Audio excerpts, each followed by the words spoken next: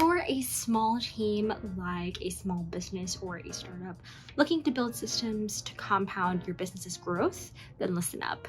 Here's a breakdown of how we, an early stage startup, compound our business's growth over time using simple things and systems in our Notion setup. We'll share some templates that we use constantly, our weekly reflections and learnings documents that we look at every single week, our cold email messages and how we optimize our response rates over time, and much, much more. Let's go! Before I jump into the nitty-gritty, I want to give a quick background on who we are as a startup and the general meta idea behind all of our pages and databases and how it helps us as a company.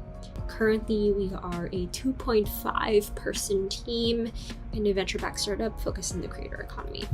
As such, the goal for us as a venture-backed startup is that we want to constantly grow and learn over time, and that every bit of thing that we spend our time on feeds to our learning trajectory, or at least that's the goal. And we use our Notion as a way to input all of those actions and things we learn into tangible action items and systems. So let's say I was given this video to watch, which is Y Combinator's How to Prioritize Your Time. And let's say Adora from Y Combinator says, hey, every week you need to make sure you're looking at these 4 dimensions to know if you're prioritizing your time well. And I say, cool, I agree. This makes a lot of sense. I'm for sure going to remember it the next time I do my weekly reflections with my co-founder. But let's be real, I'm not going to remember this. So how does Notion help me out? Well, I can go to my weekly goals and reflections, edit the template that I already have set up, and boom, I have all these 4 dimensions that will help me with my startup growth. So you can do this again and again for many different use cases, and I'll share them here today. First thing I'm going to talk about is our simple landing page. This is a dump of everything that is in our startup Notion. We're, by the way, called Amika because it's Amy and Mika. We're probably going to change this placeholder name once we finalize our startup name. Up over here are some general principles that we found and collected over time to help ground and remind us. The main thing we'll focus on is this section over here, but if you'll notice in the bottom, there's a future and the past just being a basic archive of things that we probably don't need anymore, and future for documents that are better referenced in the future. For a bit more context, we are still in the idea validation stage, so a lot of the headers here are going to reflect that. In the future, this probably can change up depending on what stage we're at. Really quickly, the different headers. This is company stuff, so logistics, HR, culture stuff, etc. User research, straightforward. Strategy, straightforward. Ideation, so many ways that we've reflected on ourselves, our unfair advantages, etc. to get to our brainstorm of ideas. Learning, these are basically things we want to keep safe and put into a little treasure trove, so we're constantly learning something new. Here's the bulk of what I'll be talking about today, the active documents that we look at almost every day. Here's a weekly goals page, which is arguably a set of pages that we look at most often. Really quickly, here is the column that shows that week of that weekly goals, just a quick title, date starting, so the Sunday of that week. We since started tracking our morale at the very start of that week. There's low, medium, high, very subjective. We also now track our learning rate of the previous week. So again, low, medium, high, very subjective, but just a way for us to make sure we're learning at our best, and if not, figuring out why. So we created a new template, and I put in weekly goals, X over X, so pretend I put in real dates here. And then I put dates starting August 8th so that it comes up over here at the very top. And then I can put my previous week's learning rate, let's say it's high, and then my morale, and then Amy will put her own morale, let's say it's both high. Over here, the first section is our reflections or learnings from last week. So every Monday at around 10 a.m. we meet and we have all of this filled out and we discuss anything that is top of mind. So similar to Adora's dimensions or framework earlier that I showed you, we mapped and created our own framework based off her principles.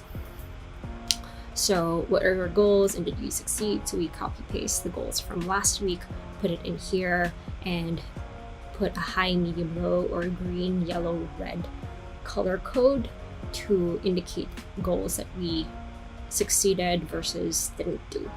We also call out some wins because we're sometimes really bad at patting ourselves in the back or giving ourselves gold stars. We want to make sure we call those wins out. 2 and 3 are basically ways that we could have gone faster. Number 2 talks about how we could have done better as a team, so internal blockers.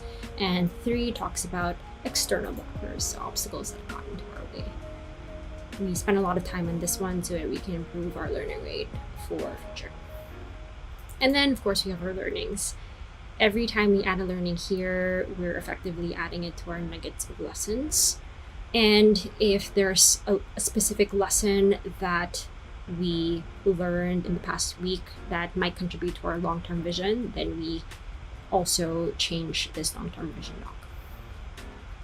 All right, next section is the weekly goals. So here we'll put in the main outcome or goal that we want achieved for that week and specific action items that lead up to that goal.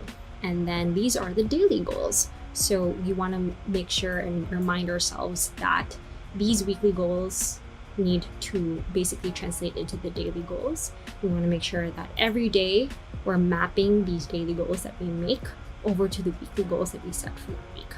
So we're always in sync. Now, if you watch my previous video, which showcases my dashboard, I have my own list of startup to-dos on my own dashboard. And what I do is with a synced block on Notion, I copy and sync that set of to-dos over here under my section. So I put a sync block here and I transfer it over day to day and unsync and sync as needed to make sure that Amy is always seeing my set of to-dos and we're always in sync in that way. These 4 sections we eventually put there over time once we saw that we were writing our names in specific action items anyway, or had action items that pertain to both of us that we both needed to discuss anyway. That's an example of how we started with an initial template and then refined it over time based on our learnings. That's straightforward. We basically treat the weekend as one day, so the action items will be equivalent to a day's worth versus 2 separate days because it's the weekend. And then over here, if there's any discussion or key decision that we made, we just list it out here to remind ourselves that we did that thing. That is it for our weekly goals. Quick pause here, I want to say 2 things. One, I want to give a quick shout out to my friend Rajiv Iyengar of Tandem, who helped us understand and find out about the concept of the weekly learning rate, which we then implemented into our system. A really great tool if you're in the early stages of building a startup where there isn't really much to measure except your growth in learning trajectory. Number 2, if you're liking the content so far, I would consider clicking that like or subscribe button. It helps this channel a ton. And if you have any feedback or suggestions for future content, Notion or otherwise, comment below. I promise to respond. Back to regular programming.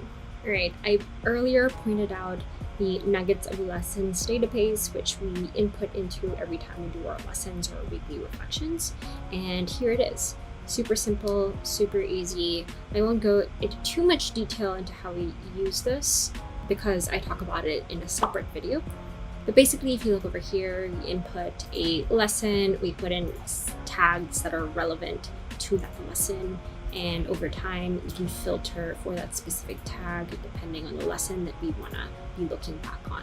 Very simple, very easy. Highly recommend using a nuggets of lessons database for your startup, for your life, for your content, for anything. Our next most used page is the minutes page, where we track all of our conversations, create agendas, notes, track all of our minutes, etc. We blurred out a lot of things here to respect the privacy of the people we're having conversations with. But you can see that at the very top, the headers show the name of the person that we talked to, a quick description of what we talked about or any takeaways there, what the idea was for. So these are specific ideas that we're exploring and threads to track. We'll probably eventually migrate away from this as we focus on one specific idea. Labels to track threads. So this is interesting. We ended up noticing that we were having conversations with the same people or the same sets of people, and we wanted an easy way to keep track of those conversations. So what we can do with this labels to track threads is put the name of that person or the type of person that we want to keep track of, and then filter based on that label. The type of convo, so maybe it's idea exploration, general takeaways, a sales conversation, a user research conversation. Just also easy for us to filter out. We haven't used this as much, but maybe useful down the line. And then of course, date of interview. So everything is organized and sorted based on the date of the interview in descending order. Now, the interesting thing with our minute section is that we highly optimize the templates. So if we look here, there are many templates for minutes based on the types of conversations we want to have, and we want to create a template of notes or action items or minutes for. I adore this minutes database a lot because the number one rule I have for meetings is that we can't have a meeting without an agenda. And this helps us create the agenda in one click. So let's take control of the time that we have in the conversation, respects the time of our partner and ourselves, and helps us get things done. Let's look at another sample template, our general user research template over here. So templates are a godsend, and this is why. So we already have some best practices and principles that we can use for all our user research sessions. We sometimes just forget, right? But these templates help remind you and put it into your systems so you don't forget. For the interview, we also want to make sure we have a good set of top 3 learning goals. Some suggestions over here might be budget, might be legally related, it might be their budget again. And then we have the number 1 commitment we want to be mindful of and ask them at the very end. After the interview, we write out our top 3 takeaways that we draw from the notes and questions that we list out here.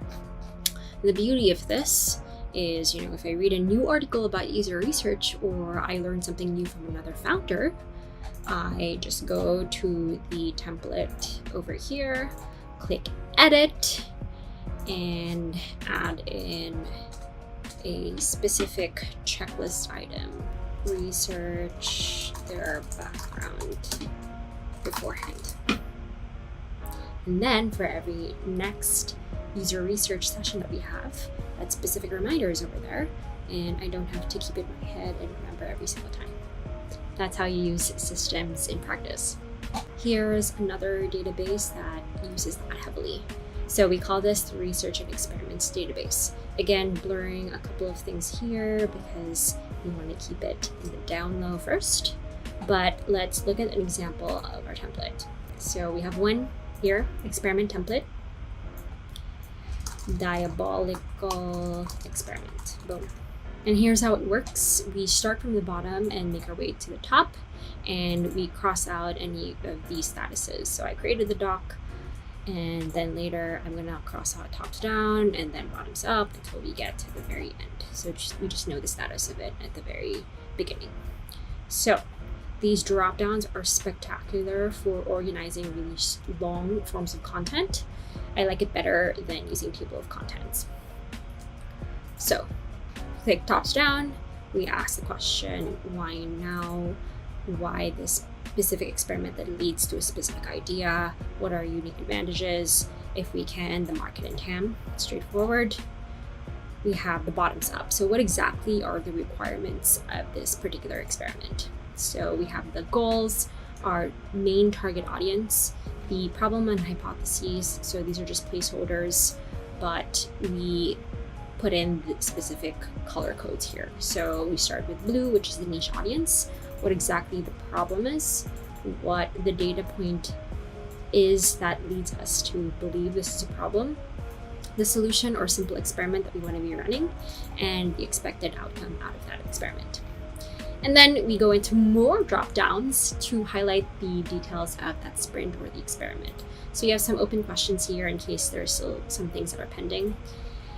Timeline, so we'll highlight the specific days that lead up to finishing that experiment, and we want to keep it really quick and short, the equivalent of a quick 2-week sprint.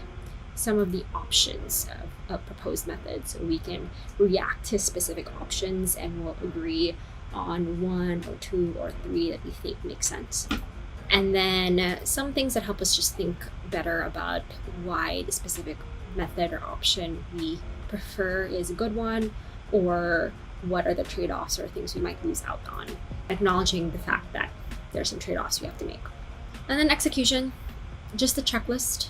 We want to make sure this is as simple as it can be. We want to involve our intern Lou, and we want to time block this experiment in our calendar. The last thing is results. What is the result of the experiment, and specific next steps we want to take and lessons that we learned. So we have a messages and campaigns database. We like to put it here before we put it into our CRM software that automates some of the sends of these messages, because it gives us a chance to comment on the message that we're about to send out, plus helps us go through a checklist of things that we need to input into the message to make it as optimal as possible.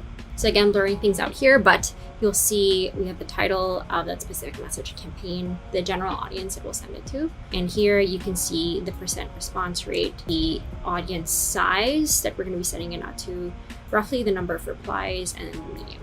So let's break it down. We have our cold email campaign template. I'll put the title, that's YouTube subscribers, which is you, hopefully. Don't forget to click that subscribe button.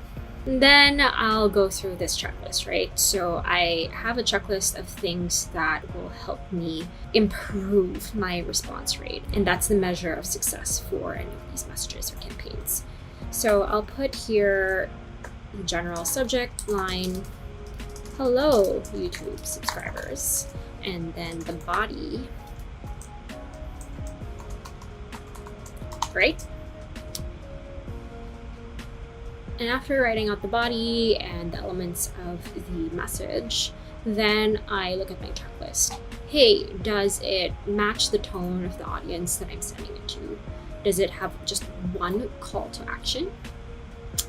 Is it as short and sweet as humanly possible, which is something I am guilty of not being able to do? Am I going to be sending only 100 a day so I don't spam my email? All these different things that are just general principles that we've heard are helpful for response rates. Now, some of them I won't check off intentionally just because, I don't really want to have fake personalization a lot, or it doesn't make sense to include false senses of scarcity or exclusivity. But generally, these are really good checklists for everything that we're doing for our campaigns. But I'll think about it in a one-off basis and use my judgment. And then after we send it and put it into our CRM, then we'll say, all right, so the audience size was roughly 100 people that we sent it to. We sent it over email, and then we got a rough amount of 10 replies.